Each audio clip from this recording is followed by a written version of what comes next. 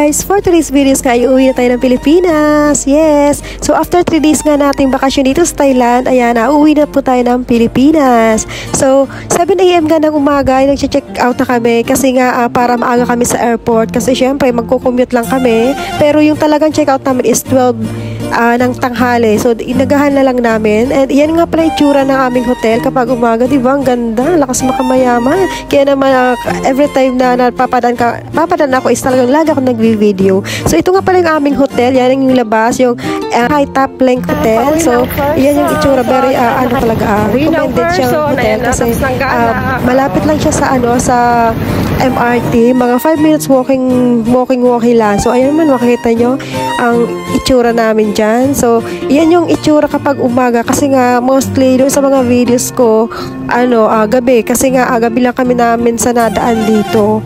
And ito yung first time na umaga kaming dumaan dito. And yan ang itsura. So sasakay kami dyan ng siguro mga 10 minutes lang. And then bababa kami doon sa bus station para mag-transfer papunta ng airport. So nag-antay nga kami dyan kasi nga may oras yung pagdating ng bus. Nung time nga na yan, ayan, waiting muna ang person.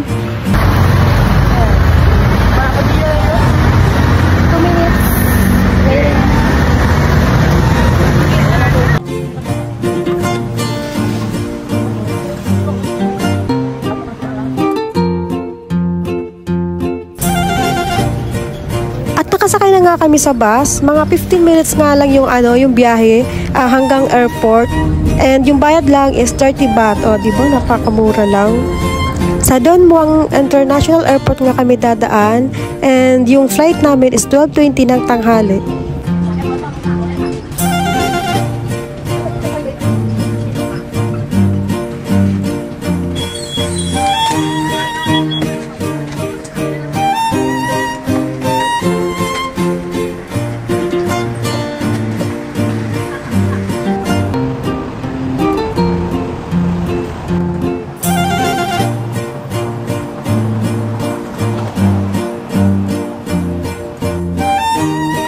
Pagkadating nga namin dyan, ay hinanap na namin agad yung counter check-in ng AirAsia para magbakasakali na makapag-check-in na kahit na wala pang 8 kasi nga 12:20 pa nga yung aming flight.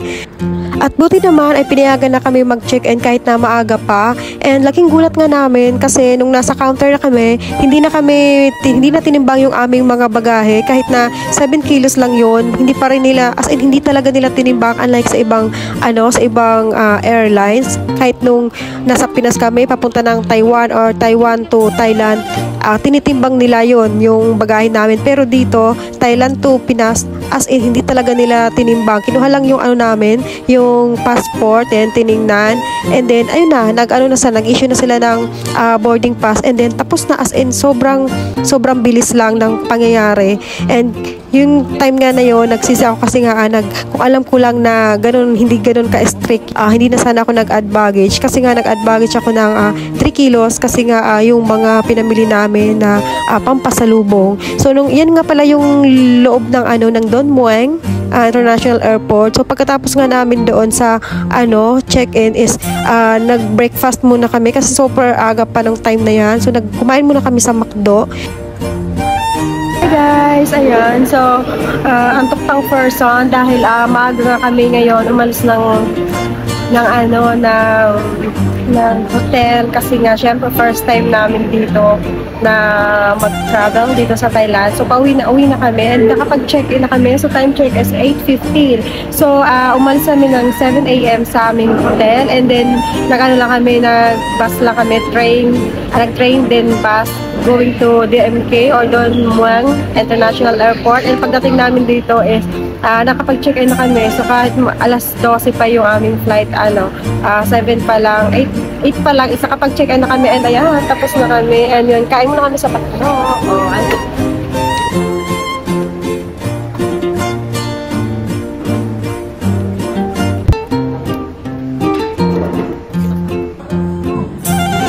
Pagkatapos nga namin kumain at magpahinga sa McDo, ayan, pumunta na kami sa boarding gate namin and dumaan muna kami sa duty free kasi nga nakita namin yung mango sticky rice kasi nga hindi kami nakakain no pumunta kami doon sa Maiklong Railway Market. So buti na lang talaga ay meron dito sa duty free. So bumili kami ng dalawa pampasalubong. So pwede siyang dalhin sa Pinas, and then bumili na rin kami ng chocolate kasi nga may sobra pa kaming bat na pera. So binili na lang namin ng pampasalubong, and yun, doon na lang kami nagantay sa boarding gate namin kasi nga medyo maaga pa naman.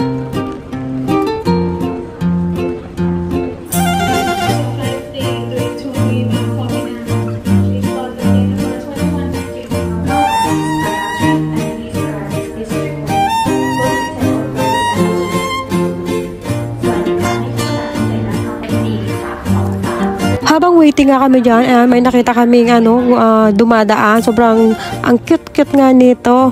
Yung naglilinis, sabi ko nga kay babe, buti pa to, napakasipag. Diba? Sabi ko makabili nga ng ganyan. Charot. And after ilang oras nga namin pag-aantay, ayan, pasakay na kami ng airplane. And ayan yung itsura namin. Tingnan nyo naman, pagod ng first son. And andyan na kami sa loob ng ng airplane. And after nyan, tara! Welcome Pinas! So, hindi ko na na-videohan yung paglabas namin kasi busy ng first son. And ayan, sinundo nga kami pala ng aming ng family ko. And then kumain muna kami sa Mang Inasal. Syempre, sobrang sarap kaya dyan. And then, pagdating nga namin sa bahay, ayan, nag-unboxing ako ng aking pinamili sa Thailand. So, yan yung mga nabili ko sa Thailand. Sobrang mura lang naman yan, guys. Kaso nung time kasi na yun is kulang na yung aking budget. Charot.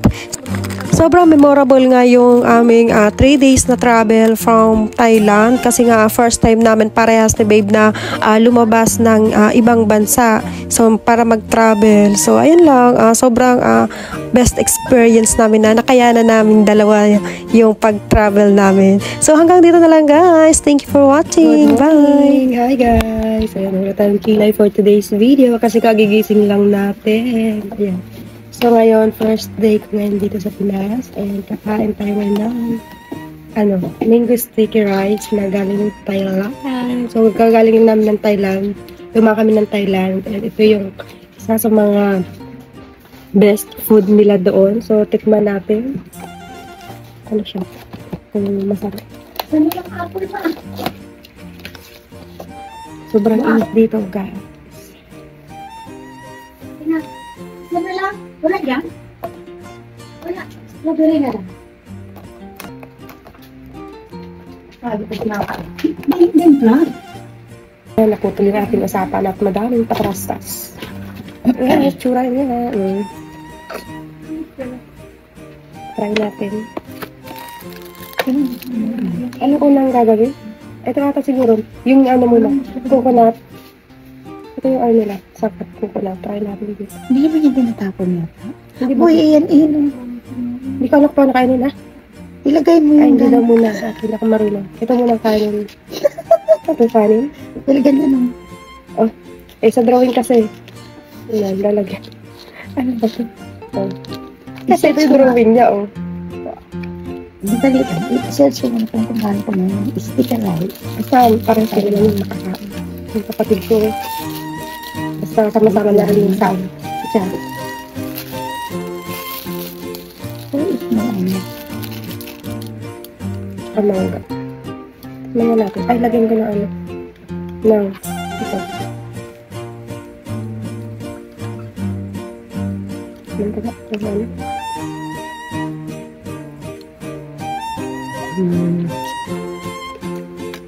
Ano?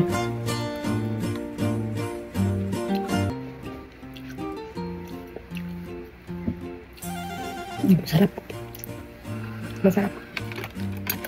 Gusto ko buhusin na lang to. Ibubuhos ko to dito. Sa kanin. Hindi ko alam kung paano kainin pero itong trip ko. Oo mo, mag-ano ka na lang. Ayan, inubos ko na. Makain ka ng sticky rice. Ayan to, so! Kumain nga.